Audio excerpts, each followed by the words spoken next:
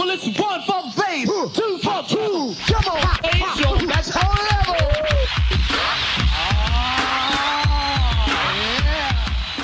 Shit. But when he gets to Joe Conzo, he goes, and here we have Joe Conzo, the earliest and greatest of hip-hop photographers, who was completely unknown up until 9 years ago. Right.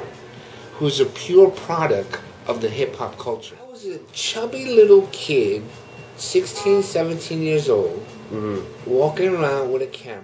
Happened to have gone to school with some of the founding fathers of hip-hop. So they snatched me up one day and said, look, Easy AD and Tony Tone, we're putting this hip-hop group called the Cold Crush Brothers together.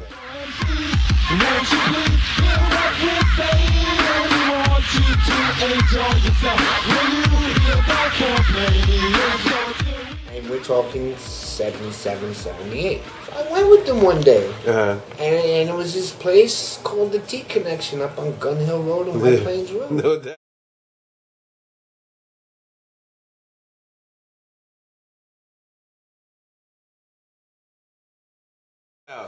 And, you know, here was a bunch of black brothers, Puerto Rican DJ, playing breakbeats, playing music that I heard my parents playing, you know, and I was like, whoa. I got it. Watch me. I got it. Hey! I got something. Something. This is hot. So I tell the story, I was kidnapped into hip-hop. I got soul, and I'm super bad. We lived for Fridays and Saturdays. That was our only thing. You know, it wasn't about the next record deal, the next getting on the next radio show or anything. It was about the next jam, which is the next Friday, the next Saturday.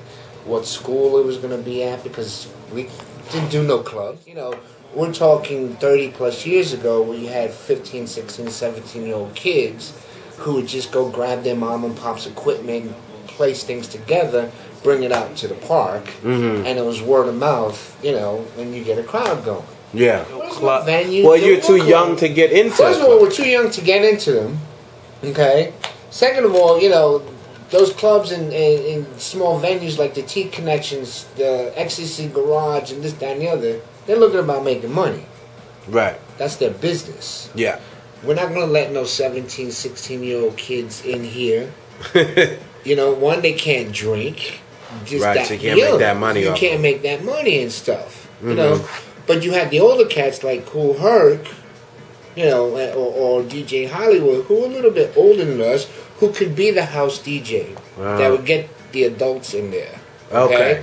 But as far as your main support, you know, young, you know, crowd, it was the park jams. It was the high school gymnasium. It was the Whole Avenue Boys Club.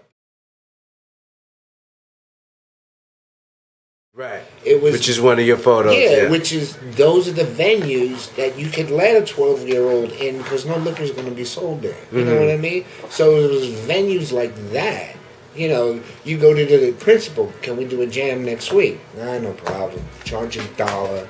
You know, you have Grandmaster Flash and Ben Botta playing in South Bronx High School Gymnasium. Right.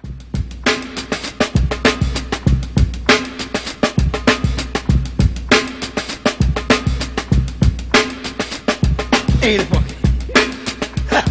Ain't it funky?